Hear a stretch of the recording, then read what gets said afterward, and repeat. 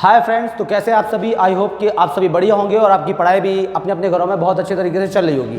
तो आज की इस वीडियो में हम एग्जेक्टिव के फोर्थ पार्ट पर डिस्कस करने वाले हैं। अभी तक मैं 3 पार्ट डाल चुका हूं, ठीक है। अब ये जो हमारी एग्जेक्टिव चैप्टर की सीरीज चली, इसका हम अपना फोर्थ पार्ट पर डिस्कस करेंगे कुछ और कॉन्सेप्ट के ऊपर। क्या है वो कॉन्सेप्ट? देखिए यहाँ पर एक क्वेश्चन लिखा है, Rahul is taller than handsome. अब Rahul is taller than handsome में क्या मिस्टेक है वो आपको पता करनी है। तो आई थिंक आपने पता कर ली होगी। अब इसके बारे में समझते हैं। अभी आप इतना समझ लो कि यहाँ पे टॉलर की जगह क्या आना है, टॉल आना है। और टॉल के पहले क्या यूज होना है, मोर का यूज होना है। कहने का मतलब इसको इस तरीके से लिखना है। किस तरीके से लिखना है इसको लिखना है इस तरीके से। देखिए सबसे पहले आपको क्या लिखना है, राहुल ही लिखना है। और लिखना है Rahul is more tall, Rahul is more tall than handsome. ठीक है, ये इसका क्या है, करेक्ट आंसर है।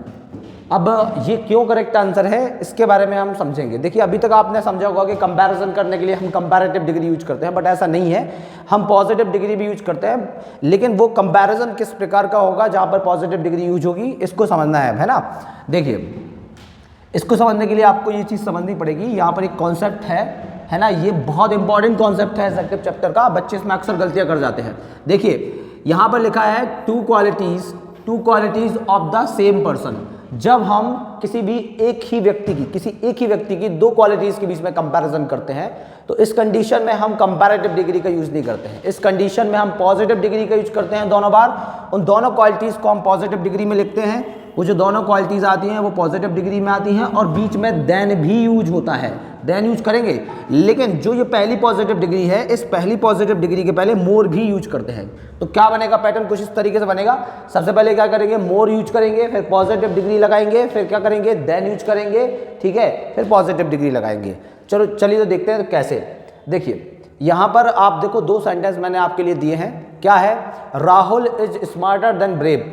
अब देखिए राहुल की यहाँ पर 2 क्वालिटीज हैं। क्या है वो 2 क्वालिटीज राहुल की? यहाँ पर आप देखो राहुल की वो 2 क्वालिटीज हैं कि राहुल क्या है, ब्रेव से ज्यादा स्मार्ट है। राहुल ब्रेव से ज्यादा क्या है, स्मार्ट है। तो सेम पर्सन है, राहुल की ही 2 क्वालिटीज के बीच में कंपैरिजन हो रहा। तो इस कंडीशन में हम यहाँ पे कंपैरेटिव डिग्री यूज नहीं करेंगे, हम पॉजिटिव डिग्री यूज करेंगे। तो हमें क्या करना पड़ेगा, स्मार्ट करना पड़ेगा स्मार्टर की जगह, और ब्रेव तो ओके है, ब्रेव पॉजिटिव डिग्री में लिखा है, लेकिन यहाँ पर स्मार्ट के पहले हम मोर भी यूज करेंगे इस जगह पर। क्लियर? तो उसका करेक्ट आंसर क्या बनेगा, Rahul is more smart than brave. ये कॉन्सेप्ट आपको तब फिट करना है, तब लगाना है जब किसी एक ही व्यक्ति की 2 क्वालिटीज के बीच में क्या हो रहा है, कंपैरिजन हो, तब ये कॉन्सेप्ट आपका यूज होगा। जैसे यहाँ पर बोला गया है कि जो रिया है वो ब्यूटीफुल से ज्यादा क्या है, वाइज है, मतलब सुंदर से ज्यादा बुद्धिमान है। ऐसा कई बार होता है, हम बोल देते हैं, है ना। तो इस कंडीशन में फिर हम क्या करेंगे, वाइजर की जगह वाइज यूज करेंगे पॉजिटिव डिग्री, और ब्यूटीफुल तो पहले से ही पॉजिटिव डिग्री में है, ठीक है। और बीच में देन भी यूज करेंगे, देन लगाना है हमें, और यहाँ पर इस वाइज के पहले मोर भी यूज करेंगे। तो क्या बनेगा, Riya is more wise than beautiful. इस तरीके से इस कॉन्सेप्ट को आपको अप्लाई करना है। तो आई होप कि कॉन्सेप्ट बहुत ईजी था और आप बहुत ही ईजिली इसको समझ पाए होंगे। तो अब आगे डिस्कस करते हैं नेक्स्ट टाइप पर। अब यहाँ पे एक और कॉन्सेप्ट है, 2 स्ट्रक्चर्स ऑफ कंपैरेटिव डिग्री। इसका नाम क्या है, इसका नाम है 2 स्ट्रक्चर्स ऑफ कंपैरेटिव डिग्री। क्या होता है कि आपने एक पॉपुलर स्ट्रक्चर तो पता होगा आपको कंपैरिजन करने का। क्या, जब हम किसी एक व्यक्ति का कंपैरिजन दूसरे व्यक्ति से करते हैं तो हम क्या करते हैं, कंपैरेटिव डिग्री लगाते हैं, उसके बाद देन यूज करते हैं, ठीक है। तो उसका तो पैटर्न आपको पता ही होगा। उसका पैटर्न क्या है, ये वाला देखो, आप यहाँ पे देखो, ये वाला आपको पता होगा स्ट्रक्चर। क्या, देखिए सब्जेक्ट, इंग्लिश में सब्जेक्ट बनने का काम करता कौन है, पहले तो आप ये समझो। इंग्लिश में सब्जेक्ट बनने का काम 2 ही चीज़ें करती हैं। वो 2 चीज़ें कौन सी हैं, वो 2 चीज़ें हैं, नाउन या प्रोनाउन। नाउन या प्रोनाउन। इंग्लिश में सब्जेक्ट बनने का काम कौन करता है, नाउन या प्रोनाउन करती है। तो जब हम एक नाउन या प्रोनाउन का कंपैरिजन, वो नाउन भी हो सकती है, वो प्रोनाउन भी हो सकती है, जब हम एक नाउन या प्रोनाउन का कंपैरिजन दूसरे नाउन या प्रोनाउन से करते हैं, है ना, तब हम क्या करते हैं, जब हम किसी एक नाउन या प्रोनाउन का कंपैरिजन दूसरे नाउन या प्रोनाउन से करते हैं, तब हमें लगाना पड़ता है ये वाला पैटर्न। कौन सा पैटर्न, देखिए यहाँ पर सबसे पहले क्या करेंगे, वो नाउन या प्रोनाउन रखेंगे, उसके बाद हम वर्ब का यूज करेंगे, उसके बाद हम कंपैरेटिव डिग्री लगाते हैं, उसके बाद हम देन यूज करते हैं, एंड देन उसके बाद हम क्या लगाते हैं, नाउन या प्रोनाउन लगाते हैं, ठीक है। लेकिन यहाँ पर एक नोट डला है, देखो आप, जो मैंने आपको समझाया अभी, this structure is use to compare only two persons और थिंग्स। ये जो पैटर्न है ये सिर्फ दो चीज़ों के बीच में कंपैरिजन करने के लिए यूज होता है या दो व्यक्तियों में कंपैरिजन करने के लिए यूज होता है। ठीक है, जैसे यहाँ पर मैंने बोला this player is better than that player, है ना। ये वाला जो प्लेयर है, ठीक है, जो नज़दीक में खड़ा है, ये दूर खड़े प्लेयर से क्या है, बेस्ट है या बेटर है, अच्छा है। यहाँ पे कौन सी डिग्री है, ये बेटर। बेटर यहाँ पे कंपैरेटिव डिग्री है। आपको पता ही होगा, बचपन से आपने कई बार याद किया होगा कि गुड की कंपैरेटिव डिग्री क्या होती है, बेटर। गुड की कंपैरेटिव डिग्री होती है बेटर और सुपरलेटिव होती है बेस्ट। ठीक है, तो यहाँ पर क्या यूज करेंगे अपन, बेटर यूज करेंगे। तो ये बात आप आई थिंक समझ पा रहे होंगे कि इस वाले पैटर्न का यूज आपको तब करना है जब आप दो व्यक्तियों या दो वस्तुओं के बीच में कंपैरिजन कर रहे हो। लेकिन इसके अलावा एक और पैटर्न है जो कंपैरिजन में यूज होता है, जिसके बारे में आपने थोड़ा कम जाना होगा। क्या, देखिए क्या है कि जब भी कभी हमें दो में से किसी एक को चूज करना हो, ठीक है, तो उसमें फिर हम कंपैरेटिव डिग्री का यूज तो करते हैं, लेकिन उसके पहले हम दा भी लगाते हैं। क्या लगाते हैं, और बच्चे क्या कर लेते हैं, बच्चों को लगता है कि दो में से किसी एक को अच्छा बताया जा रहा है तो सुपरलेटिव डिग्री यूज होगी, जबकि ऐसे क्वेश्चंस में आपको कंपैरेटिव डिग्री या ऐसे कॉन्सेप्ट में आपको कंपैरेटिव डिग्री ही लगानी है। बट एक चीज़ याद रखना है कि इसका जो सेंटेंस का पैटर्न है ये थोड़ा कम बच्चे जानते हैं, तो आप इसको समझो, ये बहुत इंपॉर्टेंट है। इसमें क्या होता है, या तो ऑफ से स्टार्टिंग होगी, ऑफ दिल्ली एंड मुंबई, वो दो नाउन आपके सामने रख दी जाएंगी, ठीक है ना, और फिर एक को बोला जाएगा चूज करके कि ये, जैसे हम यहाँ पे क्या बोला गया, of Delhi and Mumbai which is coolest. Delhi और मुंबई में सबसे कूलेस्ट कौन है, ठीक है। तो हो सकता है आपको ये देखने में और पढ़ने में सही लग रहा हो, बट इसमें मिस्टेक है। यहाँ पे कूलेस्ट नहीं आएगा, क्या आएगा, यहाँ पे कूलर आएगा। यहाँ पर क्या आएगा, कूलर। अब कूलर कौन सी डिग्री है, कंपैरेटिव डिग्री है, तो यहाँ पर भी कंपैरेटिव डिग्री लगती है। बस आपको ये याद रखना है कि ऑफ से स्टार्ट होता है, चूज किया जाता है, यहाँ चुना जाता है, किसी एक को चुना जाता है। तो या तो आपको सीधा ऑफ के बाद वो दो नाउन रख दी जाएंगी, जैसे दिल्ली और मुंबई क्या है, दो नाउन है, या दो प्रोनाउन भी आ सकती हैं, ठीक है, दो नाउन या दो प्रोनाउन भी आ सकती हैं, या फिर सीधा ऐसा बोला जाएगा ऑफ द टू फिल्म्स, है ना, of the two movies, of the two boys, of the two students. इस तरीके से क्या करेंगे, सेंटेंस को बोलेंगे। तो इस कंडीशन में जो डिग्री यूज होती है यहाँ पर, ठीक है, कि दो में से एक को चुनकर जो डिग्री यूज करते हैं, जो विशेषता बताते हैं, जो क्वालिटी बताते हैं, उसको हम कंपैरेटिव डिग्री में ही लिखते हैं, और उसके पहले दा भी यूज करते हैं। ये भी चीज़ समझना है। तो यहाँ पर क्या मिस्टेक है, पहली चीज़ तो यहाँ पे कूलेस्ट नहीं आएगा, और दूसरी चीज़ यहाँ पर हम कूलेस्ट के पहले दा का भी यूज करेंगे, यानी कि कूलेस्ट तो यहाँ पे आना ही नहीं है, कूलर आना है, ठीक है, और उसके पहले क्या लगाएंगे, दा। कुल मिला के ये सेंटेंस का जो करेक्ट आंसर बनेगा वो ये बनेगा। क्या बनेगा, ऐसे लिखोगे आप, कैसे लिखोगे, of Delhi and Mumbai, of Delhi and Mumbai which is the cooler, which is the cooler, which is the cooler। इस तरीके से आप इसको क्या करोगे, लिखोगे, of Delhi and Mumbai which is the cooler, ठीक है। आगे देखते हैं, देखिए यहां पे इस सेंटेंस में देखो क्या मिस्टेक है, इस सेंटेंस में ये मिस्टेक है, क्या लिखा है, of the two films in which he started, है ना, I think farmer one is the best. तो यहाँ पर क्या मिस्टेक है, आप समझ ही पा रहे हो कि यहाँ पे बेस्ट नहीं आना है, यहाँ पे क्या आना है, बेटर आना है, ठीक है, क्योंकि कंपैरेटिव डिग्री यूज करनी है और उसके पहले दा भी लगाना, तो दा यहाँ पे लगा हुआ है। तो यहाँ पे बस क्या मिस्टेक है, बेस्ट की जगह बेटर यूज करना था, बाकी दा आएगा। तो इस सेंटेंस को ऐसे बोलेंगे, of the two films in which he started I think farmer one is the better. I think ये बात आपको समझ में आ गई होगी कि ये दो स्ट्रक्चर्स जो यहाँ पे हेडिंग डली थी उनसे क्या मतलब था, ठीक है ना। तो देखो आप यहाँ पर सेंटेंस लिखे भी है ना, of Delhi and Mumbai which is the cooler, ये इसका करेक्ट आंसर था ऊपर वाले का। Of the two films in which he started I think farmer one is the better, ये नीचे वाले का करेक्ट आंसर था। आपको दोनों बार क्या लगानी है, कंपैरेटिव डिग्री। अब यहां पर आप बताओ कि इस सेंटेंस में क्या मिस्टेक है, अगर आपको समझ में आया है तो, ठीक है। देखो यहां पर सिंपली समझो कि कोई मिस्टेक नहीं है, सीधा बोला जा रहा है सपना इज। अब सपना का कंपैरिजन टीना से हो रहा है, किससे हो रहा है, तो जब एक व्यक्ति का कंपैरिजन दूसरे से हो तो यही पैटर्न यूज करते हैं। सबसे पहले क्या यूज किया गया है, सबसे पहले सब्जेक्ट लगाया गया है, फिर लगाई गई है वर्ब। तो सबसे पहले सब्जेक्ट आया, फिर वर्ब आई, लेकिन यहाँ पे एक मिस्टेक है, जहाँ पर दा नहीं आना है। क्या नहीं आना है, दा। सीधा बोलना था सपना इज बेटर देन टीना, इसको कुछ इस तरीके से लिखना था। क्या लिखना था, सपना इज बेटर, सपना इज बेटर देन टीना।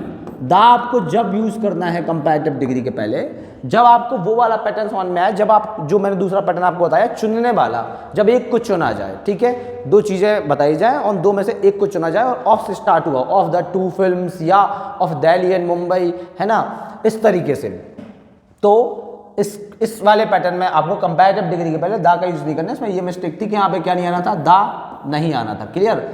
इसका करेक्ट आंसर होगा सपना इज बेटर देन टीना। ठीक है, तो आई थिंक आप चीज़ों को समझ पा रहे होंगे।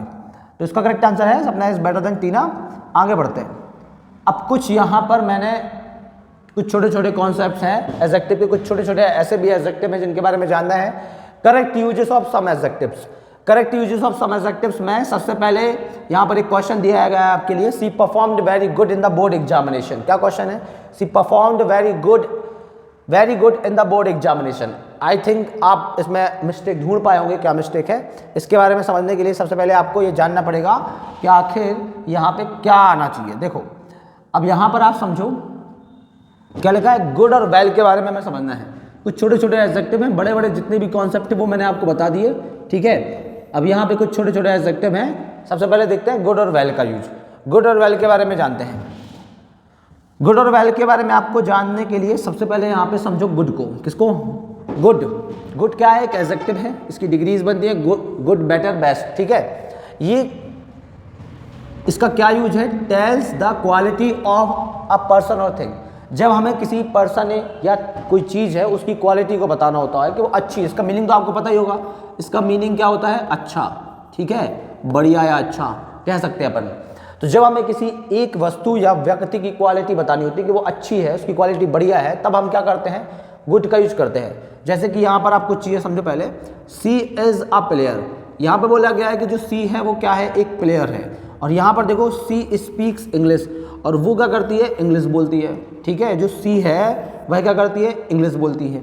अब यहाँ पर क्या बोलेंगे? यहाँ पर उसने क्या कर दिया? यहाँ पर इस प्लेयर की क्वालिटी बता दी वहाँ पे कि जो सी है वो एक प्लेयर तो है, लेकिन कैसी प्लेयर है? अच्छी प्लेयर है। तो यहाँ पे किसकी क्वालिटी बताई जा रही है? प्लेयर की। तो प्लेयर क्या है यहाँ पे? नाउन। तो अब नाउन किस में आएगा? नाउन आएगा पर्सन में। ठीक है, नाउन किस में आएगा? नाउन जो है वो किस में आएगा? नाउन आएगा पर्सन में। तो अभी मैंने आपको क्या बताया, आप समझना थोड़ा ध्यान से। Test the quality of a person और थिंग। जब हमें किसी पर्सन या किसी थिंग की क्वालिटी बतानी होती है कि वो अच्छी है, तो हम किसका यूज करते हैं? गुड का यूज करते हैं। तो यहाँ पे बोला गया है सी इज अ गुड प्लेयर। तो यहाँ पे प्लेयर क्या है? पर्सन है। तो प्लेयर की क्वालिटी क्या है? वो गुड है। तो यहाँ पर गुड यूज करेंगे और क्या यूज करेंगे? अच्छा का सेंस देने के लिए, क्योंकि यहाँ पर पर्सन की क्वालिटी बतानी है। क्लियर? कि वो अच्छी है। यहाँ पर देखो सी स्पीक्स गुड इंग्लिश। अभी आपने देखा कि वो इंग्लिश बोलती है। अब यहाँ पे बोला जा रहा है कि वह कैसी इंग्लिश बोलती है? अच्छी इंग्लिश बोलती है। मतलब यहाँ पर इंग्लिश क्या है? इंग्लिश नाउन है। तो यहाँ पर नाउन की क्वालिटी बताई जा रही है कि वो कैसी है, वो जो उसकी इंग्लिश है वो कैसी इंग्लिश है? अच्छी इंग्लिश है। कि वो बोलती कैसे है? अच्छी इंग्लिश बोलती है। ठीक है, मतलब उसकी इंग्लिश की क्वालिटी बताई जा रही है। तो यहाँ पे गुड यूज हो सकता। क्यों यूज हो सकता? क्योंकि सीधा सिंपल सा कॉन्सेप्ट है, test the quality of a person और थिंग। जब हमें पर्सन और थिंग की क्वालिटी बतानी होती है कि वो अच्छी है, तब हम क्या लगाते हैं? गुड का यूज करते हैं। बट वेल के साथ ऐसा नहीं है। वेल के साथ कुछ चीजें हैं जो समझनी है आपको। देखिए जो वेल है, वेल का यूज समझो आप। वेल एडजेक्टिव भी है और एडवर्ब का भी काम कर लेता है। अब थोड़ा सा आप समझो कि एडवर्ब है क्या चीज। एडवर्ब को समझना है आपको। देखो जो एडवर्ब होता है वो एक ऐसा वर्ड होता है, ठीक है, जो तीन चीजों की विशेषता बताता है। या तो बताता है एक्शन की विशेषता, ठीक है, या तो बताता है सेंटेंस के अंदर एडजेक्टिव की विशेषता, ठीक है, जो चैप्टर हम पढ़ रहे हैं, और या बताता है कोई अदर एडवर्ब की विशेषता। सेंटेंस के अंदर कोई एक और एडवर्ब आ जाए उसकी विशेषता बताता है। इसके नाम से ही क्लियर होता है, एडवर्ब यानी कि वर्ब की विशेषता। ठीक है, एडवर्ब से क्या है, इसके नाम से ही क्लियर रख सकते हो। एड से हो गया एडजेक्टिव, वर्ब से हो गया एक्शन, और एडवर्ब से हो गया कोई दूसरा एडवर्ब। ये तीन चीजों की विशेषता बताता है ना। जैसे कि अब यहां देखो आप, वेल क्या है? एक एडजेक्टिव है। जब ये एडजेक्टिव का काम करता है तो ये इसका भी मीनिंग क्या है? इसका भी मीनिंग है अच्छा। जब ये एडजेक्टिव का काम करता है तो ये क्या करता है? कंडीशन को बताता है कि कंडीशन क्या है? अच्छी है। कंडीशन समझ रहे हो आप? स्थिति से मतलब होता है कंडीशन का, कि जो स्थिति है वो क्या है? अच्छी है।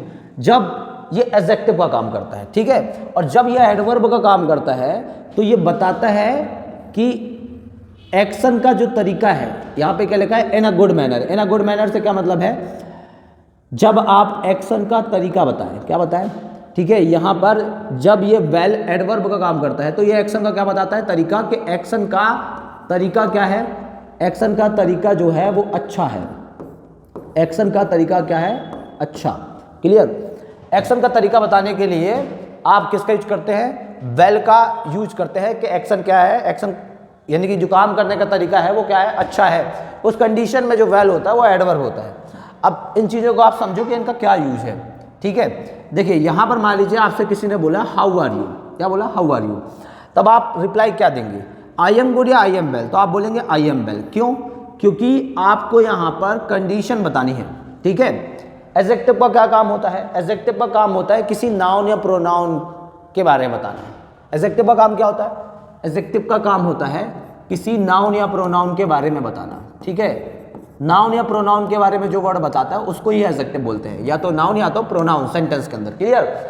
अब यहाँ पर बोला गया है हाउ आर यू, सामने वाले व्यक्ति से पूछा गया कैसे हो तुम, तो अब रिप्लाई में क्या उसने बोला, रिप्लाई में वो क्या बोलेगा कि मेरी क्वालिटी बताएगा, वो अपनी कंडीशन बताएगा, तो वो ऑब्वियस सी बात है अपनी कंडीशन बताएगा, तो क्या बोलेगा, आई एम वेल। क्योंकि वेल एडजेक्टिव का काम जब करता है सेंटेंस के अंदर, क्योंकि बताना तो यहाँ पे लगना तो वो एडजेक्टिव की तरह ही है, क्योंकि यहाँ पर आई क्या है, आई यहाँ पर प्रोनाउन है। प्रोनाउन जानते ही होगे आप, एक ऐसा वर्ड जो नाउन की जगह पर आता है, क्लियर। तो यहाँ आई के बारे में कौन बता पाएगा, आई के बारे में बता पाएगा एडजेक्टिव। अब आई के बारे में बताना है तो फिर हम कंडीशन बता रहे हैं यहाँ पे, और कंडीशन बताने के लिए हम वेल का यूज करेंगे, ना कि गुड का यूज करेंगे, क्लियर। गुड का यूज क्वालिटी बताने के लिए होता है। और यहाँ पर देखो, यहाँ पर भी हम क्या करेंगे, यहाँ पर समझो सी स्पीक्स इंग्लिश, वह क्या बोलती है, इंग्लिश बोलती है, ठीक है।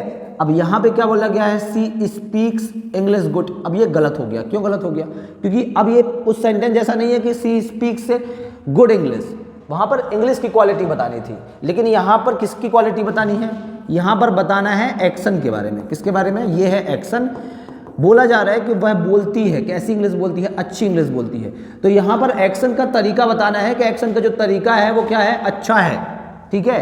तो इसलिए हम यहाँ पे गुड यूज नहीं करेंगे, वेल का यूज करेंगे। तो आई होप कि ये पॉइंट आपको क्लियर हो रहा होगा कि आखिर चीज़ें यहाँ पे क्या थी। तो अब देखिए यहाँ पर मैंने कुछ क्वेश्चंस आपके लिए रखे हैं, उनको आप थोड़ा सॉल्व करने की कोशिश करो। The quality of apples is good या वेल। अब आपको बताना है यहाँ पे कि गुड आएगा या वेल आएगा। तो सिंपली यहाँ पर किसकी क्वालिटी बतानी है, एप्पल्स की क्वालिटी बतानी है ना। एप्पल्स क्या है, एप्पल्स यहाँ पे नाउन है, तो नाउन की क्वालिटी बतानी है, क्वालिटी बतानी है, खुद बोल रहा क्वालिटी बतानी है। तो क्वालिटी बताने के लिए वेल का यूज थोड़ी ना करेंगे, वेल का यूज तो कंडीशन बताने के लिए करते हैं। तो इस कंडीशन में क्या यूज करेंगे, यहाँ पे गुड का यूज करेंगे, ना कि वेल, ठीक है। अगला question, I am not feeling good या वेल टुडे।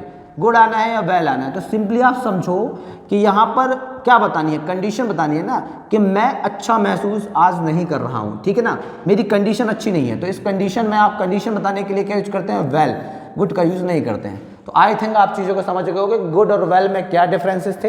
अब आगे देखते हैं, है ना।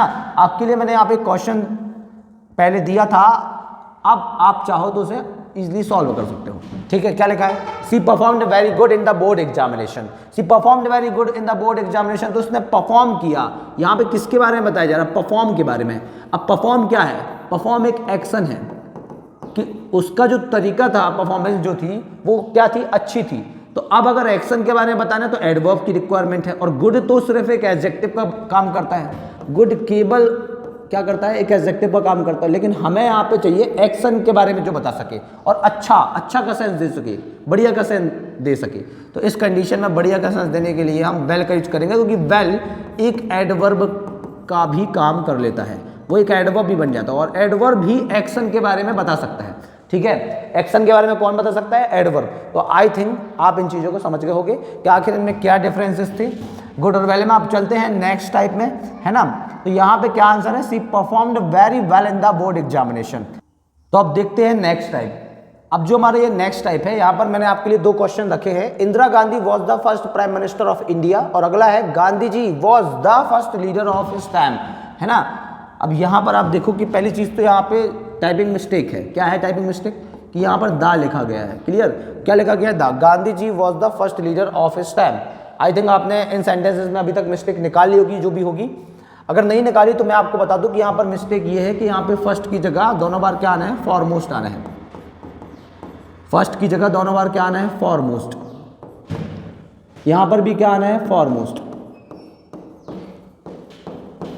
अब क्यों आना है फॉरमोस्ट, इसके बारे में हम समझते हैं। देखिए, आप भी इतना जानते हैं कि Indira Gandhi first prime minister नहीं थी, ठीक है, और आप ये भी जानते हैं कि गांधी जी अपने टाइम के फर्स्ट लीडर नहीं थे, उनसे पहले भी कई लीडर्स आ चुके थे, ठीक है। स्वतंत्रता संग्राम में भाग लेने के लिए कई लीडर आ चुके थे, ठीक है। अब यहाँ पर आप समझो कि इसके बारे में थोड़ा सा जानना पड़ेगा कि आखिर इनमें फॉरमोस्ट क्यों आना था। फॉरमोस्ट इसलिए आना था क्योंकि जो फर्स्ट होता है वो बताता है ऑर्डर, डिनोट ऑर्डर। जब आपको क्रम बताना होता है कि कोई चीज़ क्रम में पहले नंबर पर है तो आप क्या यूज करते हैं? फर्स्ट का यूज करते हैं। जैसे क्लास में कोई पहले नंबर पे आया तो अपन बोलते नहीं उसकी रैंक, उसकी जो रैंक है वो क्या आई है? फर्स्ट आई है, ठीक है। तो उस कंडीशन में हम क्रम बताने के लिए क्या यूज करते हैं? फर्स्ट का यूज करते हैं। लेकिन जो फॉरमोस्ट है इसके बारे में जानो। प्रोमिनेंट या नोटेबल से क्या मतलब है? आपको शायद ये दो वर्ड समझ में ना आ रहे होंगे, तो मैं आपको बता दूं कि इन दोनों का मतलब है फेमस, ठीक है। जब आपको फेमस का सेंस देना होता है, फेमस प्रसिद्ध का सेंस देना होता है, तो आप फॉरमोस्ट का यूज करते हैं। अब आप समझ पा रहे हो कि यहाँ पे कमी तो थी, दो वर्ड्स की कमी थी। क्या दो वर्ड्स की कमी थी? यहाँ पर इन दोनों सेंटेंसेस में फॉरमोस्ट क्यों आना था? क्योंकि यहाँ पर हमें ये बोलना था कि जो इंदिरा गांधी थी, ठीक है, जो इंदिरा गांधी थी वो क्या थी? बहुत ही ज़्यादा फेमस प्राइम मिनिस्टर थी, क्योंकि उनके टाइम पे बहुत सी चीज़ें हुई, इमरजेंसी वगैरह लगी, है ना, और उनके काम से भी वो फेमस थी बहुत ज़्यादा। तो Indira Gandhi was the foremost prime minister of India, और यहाँ पे Gandhi ji was the foremost leader of his time, क्योंकि सभी लीडर्स में गांधी जी सबसे ज़्यादा फेमस हैं, आप इतना जानते हो। तो यहाँ फेमस का सेंस देना है, प्रसिद्ध का सेंस देना है, इसलिए क्या आएगा यहाँ पे? फॉरमोस्ट आएगा। तो आई थिंक आप ये कॉन्सेप्ट समझ पाओगे। अब कुछ छोटे छोटे कॉन्सेप्ट हैं ये, एक दो मिनट के। अब जो नेक्स्ट टाइप है उसमें हम अगले कॉन्सेप्ट पर डिस्कस करेंगे। नेक्स्ट टाइप में आपको समझना है फॉर्मर और लेटर में यूज। अब फॉर्मर और लेटर में क्या डिफरेंस है? देखिए, फॉर्मर यूज होता है किसके लिए? फॉर्मर और लेटर से मतलब है, देखिए फॉर्मर मतलब होगा पहला, है ना, फर्स्ट का सेंस देने के लिए या पहले का सेंस देने के लिए हम क्या लगाते हैं? फॉर्मर लगाते हैं, ठीक है, पहले का सेंस देने के लिए। और बाद वाले का सेंस देने के लिए हम क्या यूज करते हैं? बाद वाले का सेंस देने के लिए हम लेटर का यूज करते हैं, ठीक है ना। अब यहां पर देखो, used for only two persons और things, used for only two persons और थिंग्स, ये जो यूज होता है ये सिर्फ दो पर्सन्स और दो चीज़ों के लिए यूज होता है। जब आपको पहले का सेंस देना हो तो आप फॉर्मल लगाएंगे, और जब आपको बाद वाले का सेंस देना हो तो आप लेटर लगाएंगे। अब लेकिन बात करते हैं फर्स्ट और लास्ट की। जो फर्स्ट और लास्ट है ये किसके लिए यूज होगा? Used for more than to persons और थिंग्स, ये दो से अधिक व्यक्तियों के लिए या चीज़ों के लिए यूज होता है। जब आपको पहले का और बाद वाले का सेंस आपको देना हो या अंतिम का सेंस देना हो, पहले या बाद वाले का सेंस देना हो या अंतिम का सेंस देना हो, ठीक है, तो आप क्या यूज करेंगे? फर्स्ट और लास्ट का यूज करेंगे। लेकिन कब? जब आप बात करें दो पर्सन से अधिक की, है ना, use for more than two person और थिंग, दो पर्सन या दो वस्तुओं से आए हो ज्यादा, तब आप क्या करेंगे? इनका यूज करेंगे, फर्स्ट और लास्ट का। अगर दो ही आए हो तो आप क्या यूज करेंगे? पहले और बाद वाले का सेंस देने के लिए फॉर्मर और लेटर का यूज करेंगे। लेकिन क्या होता है कि यहाँ पर बच्चे मिस्टेक कर जाते हैं, फर्स्ट और लास्ट का यूज करते हैं। अब देखो यहाँ पे क्या लिखा है, क्वेश्चन दिया है आपके लिए। क्या क्वेश्चन है? Rahul and Sahil are intelligent but the first is more intelligent than the last. अब सिंपली आप समझ पा रहे हो कि क्या मिस्टेक है। राहुल एंड साहिल, राहुल और साहिल कितने लोग हो गए? यहाँ पे दो लोग हो गए। अब राहुल और साहिल दो लोग हो गए तो यहाँ पे फर्स्ट और लास्ट नहीं आएगा, क्या आएगा? फॉर्मर और लेटर आएगा, ठीक है, फॉर्मर और लेटर, फॉर्मल और लेटर का यूज करोगे आप, तो ये सेंटेंस क्या होगा? इस तरीके से सही होगा। तो आई थिंक आप चीज़ों को समझ पाए होंगे, ठीक है। तो यहां पे देखो आप क्या है, Rahul and Sahil are intelligent but the former is more intelligent than the latter, ठीक है ना। अब यहां पे एक और क्वेश्चन दिया है आपके लिए, क्या है? Rahul Sahil and Karan, Rahul Sahil and Karan. अब कितने लोग गए? अब तीन लोग गए, राहुल हो गया, साहिल हो गया और करण। तो आगे क्या बोला गया है? Are intelligent but the former is more intelligent than the latter. अब यहां पर देखो, अब फॉर्मर और लेटर यूज नहीं करोगे, अब यूज करोगे आप किसका? अब यूज करोगे आप फर्स्ट और लास्ट का, पहले का सेंस देने के लिए फर्स्ट लगाओगे और बाद वाले का सेंस देने के लिए या अंतिम का सेंस देने के लिए आप लास्ट का यूज करोगे, क्योंकि लोग कितने हैं, 3 हैं। तो यहाँ पर ये होगा इसका करेक्ट आंसर। देखो यहाँ पर Rahul, Sahil and Karan are intelligent but the first is more intelligent than the last. अगला क्वेश्चन है, Radha's 3 children Vivek, Manu and Meera are talented but, यहाँ पे बट लिखा है, यहाँ पर क्या है, टाइपिंग मिस्टेक है, यहाँ पर क्या लिखा है, बट क्या लिखा है, राधा's 3 चिल्ड्रन, राधा के जो 3 बच्चे हैं, ठीक है, विवेक, मनु एंड मीरा। अब विवेक, मनु एंड मीरा कितने बच्चे हैं, 3 बच्चे हैं, तो 3 के लिए क्या आप फॉर्मर और लेटर यूज करेंगे, नहीं। अब आगे देखो, are talented but the latter excels the other 2, मतलब 2 से जो अंतिम वाला है, बाद वाला, वो ज्यादा क्या है, होशियार है ना। तो आप इसको बात को समझो कि आप पे लेटर यूज नहीं करेंगे, आप यहाँ पर यूज करेंगे किसका, लास्ट का, क्योंकि 3 में। अब देखिए यहाँ पर फॉर्मर के लिए पहले वाले की कोई बात ही नहीं हुई है, अंतिम वाले की बात हुई है, लेकिन बच्चे कितने हैं, 3 बच्चे हैं राधा के, तो फिर आप लास्ट का यूज करेंगे ना कि लेटर का यूज करेंगे। तो आई थिंक ये चीज़ आपको समझ में आ गई होगी। तो इसका करेक्ट आंसर ये है, क्या है, Radha's 3 children Vivek, Manu and Meera are talented but the last excels the other 2। अगला देखो, नेक्स्ट क्वेश्चन आपके लिए एक और क्वेश्चन मैंने रखा है, बाला's 2 ब्रदर्स सुरेश एंड विवेक। एक यहाँ पे एरर दिया गया है, ऐसे क्वेश्चंस आपको आपके कॉम्पिटिटिव एग्जाम्स में मिलेंगे देखने को, अगर आप प्रिपरेशन कर रहे हैं एसएससी वगैरह के एग्जाम की। तो Bala's 2 brothers Suresh Vivek are very intelligent and hard working but I am sure I like the latter most, ठीक है ना।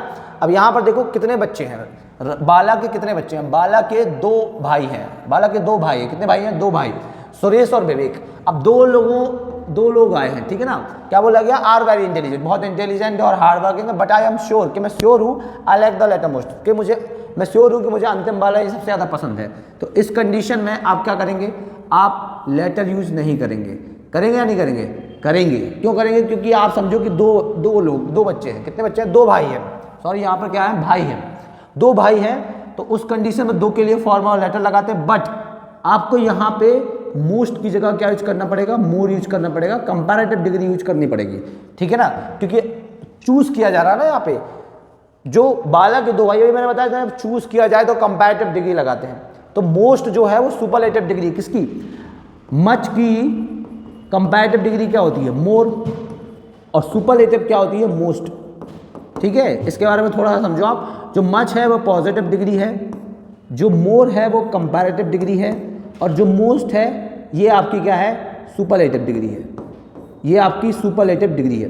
तो आप समझो कि यहाँ पे कंपैरिजन हो रहा है 2 के बीच में, और दो के बीच में कंपैरिजन करके चूज किया जा रहा है, क्लियर। तो इस कंडीशन में हम लगाएंगे तो कंपैरेटिव डिग्री और दा भी लगाएंगे, तो दा भी आएगा और कंपैरेटिव डिग्री आएगा। अभी आपको मैंने पिछला कॉन्सेप्ट बताया था, है ना। यहाँ पे मोस्ट का कोई काम नहीं, तो यहाँ पे मिस्टेक तो है, किसमें मिस्टेक है, डी पोर्शन में मिस्टेक है। तो आपको जल्दीबाजी में नहीं करना कि मैंने आपको ये लेटर ऑफ फॉर्मर बता दिया और आप इसको इजीली ऐसे सॉल्व कर लेंगे, कोई ना कोई मिस्टेक हो सकती है, बहुत कम ऐसा होता है कि नो एरर मिले आपको, कोई ना कोई एरर तो होता ही है। तो यहाँ पे मिस्टेक क्या थी, Bala's 2 brothers Suresh and Vivek are very intelligent and hard working but I am sure I like the latter most. अब आपने कभी कभी ये भी देखा होगा, ये लेटर जो वर्ड है ना, अब आप थोड़ा सा इसको भी समझ लो कि जो लेटर होता है ना, LATER, इसका मीनिंग होता है बाद में, है ना। वहां पे अंतिम का सेंस दे रहा था, तो इसका मीनिंग होता है जब सीधा सीधा बाद में का, दो से मतलब नहीं है कि 2 लोग हैं या नहीं है, 2 चीजें हैं या नहीं है, सिंपली आपको जब बोल रहा हूँ सीधा सीधा बाद में, तो आप ये लेटर लगाएंगे। जैसे she came later than her husband, वह अपने हस्बैंड से बाद में आई, हस्बैंड के बाद आई, क्लियर। तो अब यहाँ पर ये वाला लेटर यूज नहीं करेंगे, आप यहाँ पे लगाएंगे लेटर, क्या बोलेंगे, she came later than her husband, ये इसका क्या हुआ, करेक्ट आंसर, ठीक है। I will tell you later, मैं तुम्हें बाद में बताऊंगा, है ना, I will tell you later, मैं तुम्हें बाद में बताऊंगा। तो बाद में का सेंस सीधा सीधा बाद में का सेंस है, तो आपको क्या लगाना है, लेटर लगाना है, आपको ये वाला लेटर नहीं लगा। एक और आपने देखा होगा LETTER, इसका मतलब होता है पत्र, तो आपको कंफ्यूज नहीं होना है, कब किसका यूज करना है वो आपको समझना है, ठीक है। अब आगे बढ़ते हैं, अब नेक्स्ट टाइप में कुछ और चीज़ें जानेंगे हम। नेक्स्ट टाइप में यहाँ पर आपके लिए कुछ क्वेश्चन दिए हैं मैंने, पहले आप इनको देखो जरा, क्या लिखा है, test yourself, the 2 first chapters of this book is very interesting, the 5 last coaches of this train is very dirty, I got first prize, I was last to enter the room, अब इन sentences में आपको mistake निकाली है। अभी फिलहाल मैं mistake बता दूं कि इनमें क्या मिस्टेक है। इनमें मिस्टेक्स ये हैं कि यहाँ पर टू फर्स्ट नहीं आना है, यहाँ पर आना है फर्स्ट टू। यहाँ पर क्या आना है? First two. ठीक है, यहाँ पे टू फर्स्ट नहीं, यहाँ पे फर्स्ट टू आना है। और यहाँ पे 5 लास्ट नहीं, यहाँ पर आना है लास्ट 5। और यहाँ पर जो वर्ब आनी है वो भी प्लूरल आनी है। यहाँ पे इच की जगह आर आना है, यहाँ पर भी इसकी जगह आर आना है। ठीक है, यहाँ पे आर आएगा और यहाँ पे लास्ट 5। और यहाँ पर आप देखो कि गॉट के बाद द आना है। I got the first prize, तब ये जगह क्या होगा? सही होगा। और यहाँ पर क्या मिस्टेक है? यहाँ पर भी आई वॉज द लास्ट, यहाँ पर भी द आना है, आई वॉज द लास्ट। अब ऐसा क्यों हुआ, इसके बारे में समझते हैं। ठीक है, इसके लिए आप समझो पहले ये क्या है ऑर्डिनल और कार्डिनल नंबर। अभी ऑर्डिनल और कार्डिनल नंबर क्या कहलाते हैं? ये अपने न्यूमरल एडजेक्टिव्स कहलाते हैं। न्यूमरल एडजेक्टिव्स का हिंदी मीनिंग क्या होता है? संख्यावाची विशेषण। एडजेक्टिव का हिंदी मीनिंग तो पता ही होगा आपको, विशेषण होता है। तो जो न्यूमरल एडजेक्टिव है उनका मीनिंग क्या है? संख्यावाची विशेषण। इसका हिंदी मीनिंग है, आप समझो थोड़ा सा इसके बारे में। जो न्यूमरल एडजेक्टिव होते हैं वो 2 टाइप्स के होते हैं, ऑर्डिनल एंड कार्डिनल। अब ऑर्डिनल क्या है? ऑर्डिनल वो होते हैं जो क्रम बताते हैं, ऑर्डर बताते हैं। और कार्डिनल वो होते हैं जो क्रम नहीं बताते हैं, काउंटिंग बताते हैं। यहाँ पे लिखा है काउंटिंग बताते हैं। ऑर्डिनल नंबर जो होते हैं वो क्या बताते हैं? क्रम। और कार्डिनल होते हैं काउंटिंग। जैसे कि फर्स्ट है, सेकंड है, थर्ड है, नेक्स्ट है, लास्ट है। ये क्या है? ये ऑर्डर बताने के लिए यूज होते हैं, क्रम बताने के लिए। और जो ये काउंटिंग बताने के लिए यूज होते हैं, क्या होते हैं? 1 हो गया, 2 हो गया, 3 हो गया, एटसेट्रा। तो इसमें क्या कॉन्सेप्ट है? कॉन्सेप्ट इसमें ये हिडन है कि जब भी ऑर्डिनल और कार्डिनल दोनों एक साथ आ जाएं पर्टिकुलर एक ही सेंटेंस में, तब आपको इनको सेंटेंस के अंदर किस तरीके से लिखना है? आपको सेंटेंस में इनको OC के क्रम में रखना है, जिस तरीके से यहाँ पे लिखे हैं। OC से क्या मतलब है? OC से मतलब है पहले ऑर्डिनल आएंगे, पहले क्या आएंगे? ऑर्डिनल, और फिर आएंगे कार्डिनल। तब जाके क्या होगा? सेंटेंस सही होगा। और जो बाद में वर्ब आएगी वो भी प्लूरल आएगी। जो बाद में वर्ब लगेगी वो भी क्या लगेगी? प्लूरल वर्ब लगेगी, ना कि सिंगुलर वर्ब लगेगी। कौन सी वर्ब लगेगी? Plural verb. तो चलिए देखते हैं कैसे, इसको समझते हैं क्वेश्चंस में। अभी आपने जो ये क्वेश्चन देखे, इनमें आप समझो कि यहाँ पर सबसे पहले क्या आएंगे? अब ये तो क्या है? काउंटिंग बताने वाला है ना। टू फर्स्ट क्या है? टू फर्स्ट में टू क्या है? काउंटिंग बताने वाला। और फर्स्ट क्या है? ऑर्डर बताने वाला। तो इसने क्या कर दिया? ये गलत तरीके से लिख दिया सेंटेंस। इसको करेक्ट तरीके से कैसे लिखना था? इसको लिखा जा रहा था कुछ इस तरीके से। किस तरीके से? यहाँ पे आना था फर्स्ट, पहले आएगा ऑर्डिनल और फिर आएगा कार्डिनल, ठीक है ना। फिर आना था टू, तो कैसा लिखा जाता? First two. अब बताओ, जब शुरुआत के 2 चैप्टर्स की वो बात कर रहे हैं, तो चैप्टर्स कितने हो गए? 2। अब चैप्टर्स 2 हो गए तो वर्ब कैसी आएगी? सिंगुलर थोड़ी ना आएगी, वर्ब क्या आएगी? प्लूरल आएगी। तो प्लूरल वर्ब आएगी तो क्या लगेगा? प्लूरल वर्ब आएगी तो लगेगा आर, ठीक है ना। प्लूरल वर्ब अगर आती है तो क्या लगेगा? यहाँ पे आर। तो ये इसमें मिस्टेक थी, ये सेंटेंस गलत था। यहाँ पे आर आना चाहिए, यहाँ पे फर्स्ट टू आना चाहिए था। ऐसे यहाँ पे देखो, यहाँ पर आपको क्या यूज करना है? पहले लास्ट लगाना था और फिर लगाना था 5। पहले आएगा ऑर्डिनल और फिर आएगा कार्डिनल। अब कितने कोचेस की बात कर रहे हैं वो? 5 कोचेस की। द लास्ट, अंतिम 5 कोचेस की बात कर रहे हैं। तो अगर वो अंतिम 5 कोचेस की बात कर रहा है तो वर्ब यहाँ पे क्या आएगी? प्लूरल आएगी, ठीक है। वर्ब प्लूरल आएगी तो यहाँ पे लगेगा आर, ना कि लगेगा एच। तो ये सेंटेंस भी अपना गलत था। आर आना चाहिए और ऐसा लिखना चाहिए कैसा? लास्ट 5। तब जाके क्या होगा? सेंटेंस सही हो पाएगा। और एक और चीज़ याद रखना है, जब भी आप ऑर्डिनल नंबर लिखते हैं तो आपको उसके पहले दा भी यूज करना है। तो देखो यहाँ पे दा लगा है ना, यहाँ पे भी दा लगा है, इसलिए यहाँ पे अभी देखो सिर्फ ऑर्डिनल नंबर आया थर्ड सेंटेंस में, तो इसलिए यहाँ पर भी क्या आना है? दा आना है। ये सेंटेंस गलत था। अगर दा आ जाता, I got the first prize बोलते अगर आप, तो ये सेंटेंस क्या होता? सही। वैसे ही यहाँ पे है, आपको यहाँ पर भी क्या यूज करना था? लास्ट के पहले दा लगाना था। तो ये सेंटेंस भी क्या था? गलत था। आप ऐसे बोलते I was the last to enter the room, तब ये सेंटेंस क्या होता? सही। तो आई थिंक आप चीज़ें को समझ पाए होंगे। बहुत ही ईजी थी सारी चीज़ें। तो ये चैप्टर हमारा यहाँ पर होता है एंड। ये क्वेश्चन है आपके लिए, ये जो क्वेश्चंस के आंसर हैं ये आप चाहो तो स्क्रीनशॉट ले सकते हो, है ना। आई होप कि आपको ये चैप्टर बहुत ही ज़्यादा पसंद आया होगा। अगर आपको ये चैप्टर पसंद आया है, अगर आपको मेरी मेहनत इस चैप्टर में दिखी है, तो इस वीडियो को अपने दोस्तों के साथ शेयर ज़रूर करें और इस वीडियो को लाइक करें और कमेंट करें और आप बताएं कि आपको और किस चैप्टर पर वीडियो चाहिए। तो मिलते हैं नेक्स्ट वीडियो में, तब तक के लिए बाय बाय, टेक केयर।